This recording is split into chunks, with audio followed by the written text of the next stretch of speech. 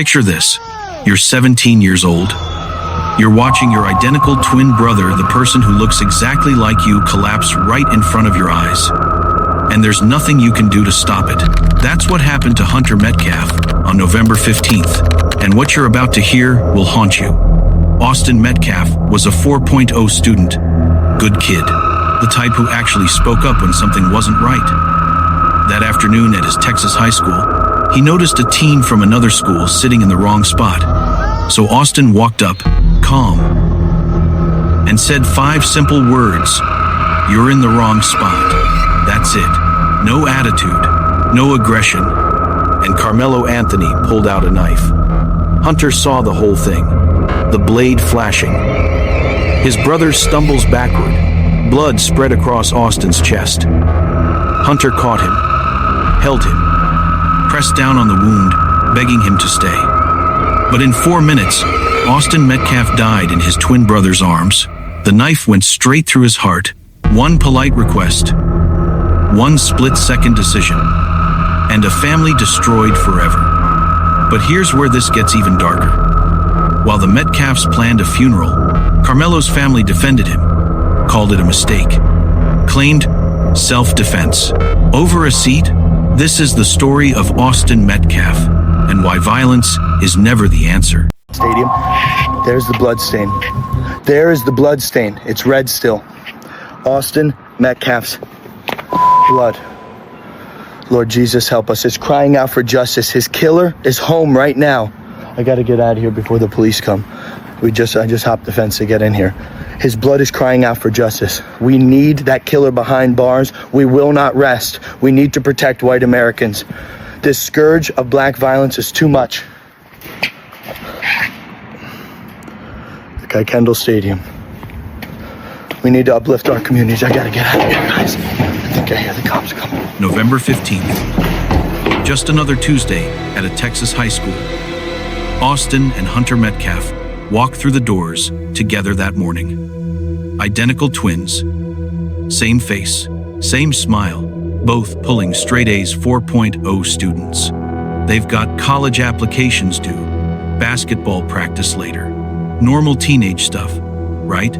But here's the thing about Austin. He's got this. I don't know, this sense of what's right. You know those people who actually say something when they see something wrong? That's Austin.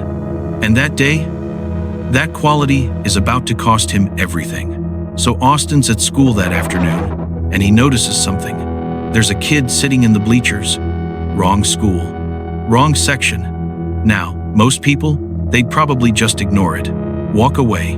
Not their problem. But not Austin. He walks up, calm, respectful, and he says 5 simple words. You're in the wrong spot. That's it. No attitude, no aggression, just a statement. And you want to know what happens next? The kid pulls out a knife. Hunter sees the whole thing. He's standing maybe 10 feet away when Carmelo Anthony, that's the other kid's name, when Carmelo just lunges. No warning, no argument beforehand, nothing. Just metal, flashing, moving fast. And then Austin stumbling backward with his hand on his chest. Now here's where this gets absolutely heartbreaking. Hunter runs to his brother, and when he catches him, when Austin's falling into his arms, Hunter's looking at his own face. Think about that for a second. Identical twins. He's literally looking at someone who shares his exact DNA, his mirror image, and that mirror image is dying. Stay with me, Hunter's begging. Please, stay with me. Blood's pouring through his fingers. He's pressing on the wound. Students are screaming. Teachers are running over. Somebody's yelling about calling 911. But Hunter, all Hunter can hear is his brother's breathing, getting slower, shallower, weaker. Austin's eyes meet his one last time. There's this moment of recognition, of love. Goodbye. And then, he's gone. 4 minutes. That's how long it takes for Austin Metcalf to die in his twin brother's arms. 4 minutes before the ambulance even arrives. The knife went straight through his heart. Doctors say even if paramedics had been standing right there, they couldn't have saved him. One word from Austin, one knife from Carmelo, and Hunter's life is destroyed forever. Look, if you're still watching this, I need you to do something. Hit that subscribe button for Raw Crime Story Time, because these stories, they matter. These victims deserve to be remembered, and your support helps us keep telling their stories. Now let me tell you about what happens to a family when something like this hits them. Austin and Hunter's parents. They do an interview a few weeks later, and guys, I'm telling you, watching their father try to talk is one of the hardest things you'll ever see. He got in his brother's arms. His voice is shaking. They were twins, identical twins. He's crying. And his brother was holding on to him, trying to make it stop bleeding. And he died in his brother's arms. And I rushed up there, and I saw him on the gurney. And I could tell. They said he wasn't breathing. And I could see all the blood. And I saw where the wound was. Understandably still in shock, Jeff Metcalf says a precious memory was made just this past weekend when he took his twin boys hunting. That's where Austin got his first hog. Well, this morning at around 10, he rushed here to Kirkendall Stadium, where the Memorial High School student athlete suffered a fatal stab wound during this track and field meet. Frisco police say a fight broke out between two students when one stabbed the other. More than 100 student athletes were participating in this meet. Fortunately, they were safely evacuated. Police arrested the suspect. He is 17-year-old Carmelo Anthony of Frisco. He is now charged with murder. Some students unfortunately witnessed this deadly encounter and have been interviewed by police. Despite life-saving efforts, the 16-year-old victim died at the hospital. Austin, his father shares, was born 2 minutes before his twin brother Hunter, the two inseparable, as you can imagine. Austin is being remembered as an outstanding student at Memorial High, his football team's MVP, and a young man of faith. His father grappling with loss and forgiveness. I'm not trying to judge, but what kind of parents did this child have? What was he taught? He brought a knife to a track meet, and he murdered my son by stabbing him in the heart. The guy was in the wrong place. They asked him to move, and he bowed up. This is murder. I don't know. I know they have someone in custody. Yeah, we do. And you know what? I already forgive this person. Already? Already. Brother, and I'm not going to talk about the rest. So just that's just what I saw, and I try to help him, but it was just senseless. It was really senseless. Really, I don't know why a person would do that to someone just over that little argument. It's just crazy in this world nowadays how people just up and do that. Like that man has a family. That man has people that care about them all the time, and he did everything for our family too. He was a strong man. He was a strong kid, real strong. And I know I'm strong too, but he's a little stronger. But he did a lot for our family and a bunch of stuff that we just don't recognize. And it's just like, especially throughout our friends too, like everyone knew, like he was the peacemaker. That's what I'm saying. Like I heard someone who really makes peace, really calms peace down. He makes everything sail smoothly. Because I get upset, but then he calms me down. He was just always there for me. So it's just really heartbreaking to see like how this happened. But here's where this story takes an even more disturbing turn. While the Metcalfs are planning a funeral, Carmelo Anthony's family is holding press conferences, and they're not apologizing. They're not expressing remorse. They're defending him. His mother gets on camera and says, "Carmelo is a good kid. He made a mistake. A mistake, like he forgot his homework, like he missed curfew. He stabbed someone in the heart." His aunt jumps in. Carmelo felt threatened. He was protecting himself. Protecting himself from what? Exactly? From words? From a polite request? The grandmother says he shouldn't be facing murder charges.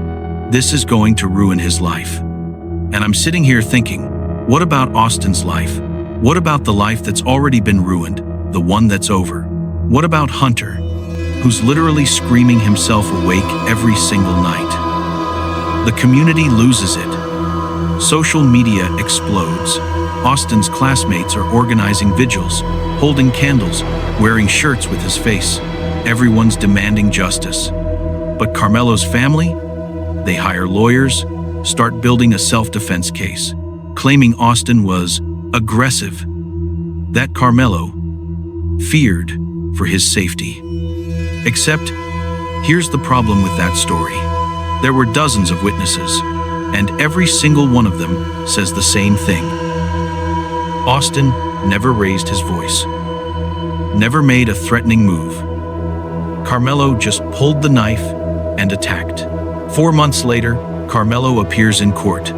The Metcalfs are sitting in the front row. Hunter's wearing Austin's hoodie, the same one Austin wore that morning. Their dad's jaw is clenched, so tight you can see the muscles working. Their mom can't even look at Carmelo. She's staring straight ahead, gripping her husband's arm. Carmelo shuffles in, orange jumpsuit, shackles on his wrists. He looks small, young, but when they read the charges, first-degree murder in the death of Austin James Metcalf, the weight of those words fills the entire room. The judge asks how he pleads. Not guilty. Hunter flinches like someone just slapped him. Not guilty. Like Austin somehow deserved it. Like what happened was justified. The prosecutor lays it all out. There's security footage, witnesses, medical evidence, a stab wound straight to the heart, delivered with enough force to go through bone. This wasn't self-defense, the prosecutor says. This was murder. The defendant brought a weapon to school. He used it after a verbal exchange, and Austin Metcalf posed no physical threat whatsoever. But Carmelo's lawyer painted a different picture. A scared kid, an unfamiliar place, a threatening situation. And that's when Austin's father loses it. He stands up, points at Carmelo, and shouts, "Perceived danger? My son asked him to move. That's all he did." The judge calls for order, but the damage is done. You can feel the pain radiating from that family. Hunter just stares at Carmelo. Their eyes meet for 1 second. Hunter's looking for something, anything that shows remorse.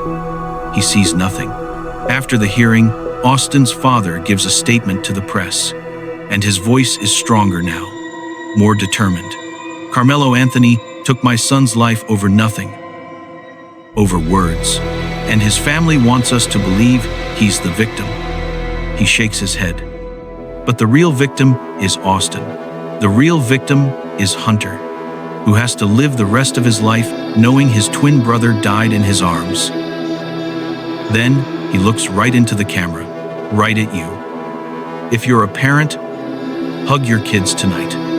Tell them you love them, because we don't get to do that anymore. We don't get to see Austin graduate, go to college, get married. All of that is gone. And for what? Hunter doesn't speak. What could he possibly say? But later, he releases a written statement. And when you read it, man, it hits differently. Austin was my best friend. We shared everything. Now I look in the mirror and see his face staring back at me, and I can't breathe. I can't escape the memory of holding him while he died. That's my last memory of my brother. Not his laugh, not his smile, just blood and fear, and watching the light leave his eyes. He ends with this. Carmelo Anthony didn't just kill my brother. He killed a part of me.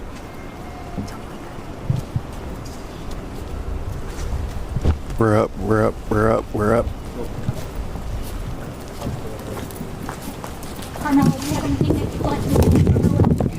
Anything that you'd like to say to the victim, to the family of the victim? Why were you armed?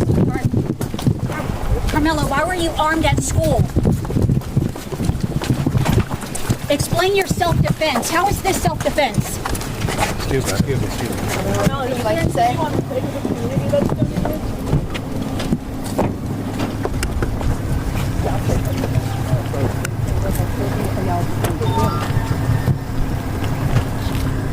I had the crowd next to you.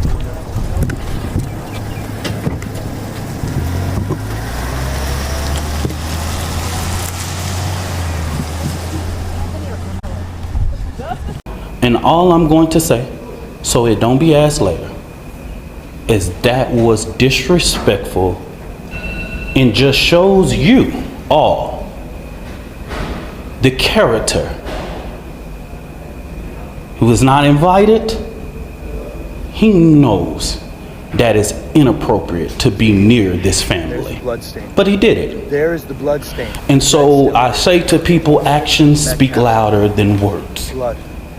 Okay? Lord Jesus, help us. It's crying. What he has failed into is home right now. is the political operatives that want to make this thing a political thing of hate, yet bigotry, and yet racism. Protect white Americans. We have conservative operatives that have been posting non-stop about this case. They got rained out like crazy bad. Everybody trying to get back to their cars or get in, places where they, wouldn't get all extra wet. Dude was sitting up under the tent, right? He was on his phone, right? My daughters was up under the same goddamn tent. Yeah.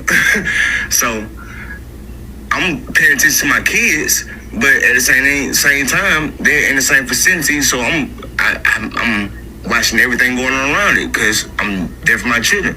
So dude walks up, McKellen, bro, he wasn't even under the tent at the time. They came from a whole separate tent and walked over there. They intentionally went over there to this kid, man. Dude was sitting there on his phone just trying to get dry. You feel me? One thing went from another. They grabbed this man and they tried to punch on dude.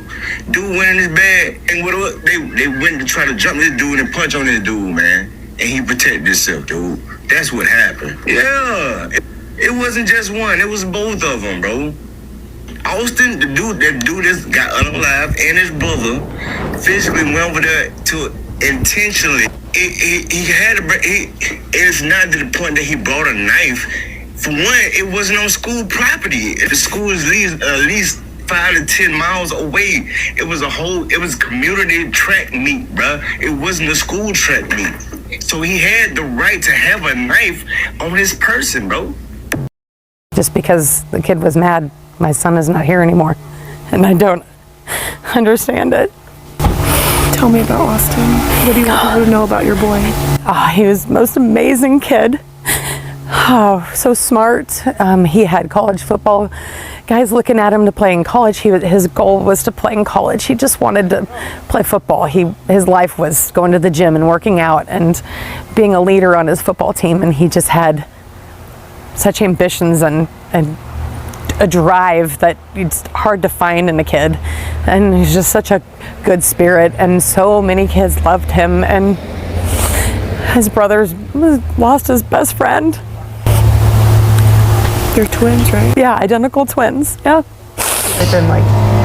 They are the best of friends. Like, just... I'm so worried about my son because he's going to have to face this world alone now because he had a brother that was with him the whole time, and now he's going to have to do it alone, and I'm just so worried about him. I really am. Was Hunter with Austin today? He was. They made him go away when they were doing CPR on him, but he was there when he was stabbed, and he was holding, I guess, the wound to keep it from... He was trying to save his brother. But I think he said he saw when he took his last breath and before the CPR came back in. So for what I heard, he was unresponsive for 5 minutes. They were able to revive him a little, but I think it was too little too late. What can the community do for your family? They need to support the kids at the school. Austin was loved by so many people. They need to know that there's other people out there for them and not against them, you know. And Frisco Memorial has got a football program it's in a process, and we want everybody to know that it's a family and they're there together. So. And then I saw him about to fall. I went to go over there. I grabbed him. I see. Stop. Yeah, I understand. Best I can to understand. Yeah, You can picture what happened when, what was coming out of his chest, and y'all can visualize other stuff. I don't want to put that on my mom right now, but I pushed my hand on there to try to make it stop, and I grabbed his head and I looked in his eyes. I just saw his soul leave, and it took my soul too. I'm so sorry. The trial's still going. Prosecution wants life without parole. Defense is still claiming self-defense, even though the evidence says otherwise. But here's the thing. No matter what verdict comes down, Austin's still gone. Hunter's still traumatized. A family's still shattered. All because a good kid asked someone to respect boundaries. Subscribe to Raw Crime Storytime and hit that notification bell. We need to stay on top of this case. These families need our support. Justice needs our attention. You know what haunts people about Austin's story? It's not just the violence. It's how random it was. How easily it could happen to anyone. You do the right thing. You speak up. And it costs you everything. Hunter's gonna carry this forever. Every birthday without Austin. Every mirror reflection. Every achievement that feels empty because his twin isn't there to celebrate. Their parents will never be the same. A piece of them died on that gymnasium floor. And Carmelo's family, one day, they'll have to face the truth. That their son didn't just ruin his own life, he destroyed an entire family. Over words. The Metcalfs don't want revenge. They want something simpler. Justice. Accountability. And for people to understand that violence is never the answer. They want Austin remembered as who he really was. The 4.0 student, the helpful classmate, the twin who loved his brother, the teenager who stood up for what was right and paid the ultimate price. So here's what I'll leave you with. Words matter, but violence, it destroys everything it touches. Choose peace, protect each other, honor Austin's memory by refusing to become another Carmelo. Thanks for watching Raw Crime Storytime. If this story affected you, hit like, subscribe, and share it. Austin's story needs to be heard. His family deserves justice. And together, we can make sure his death means something. Rest in peace, Austin Metcalf.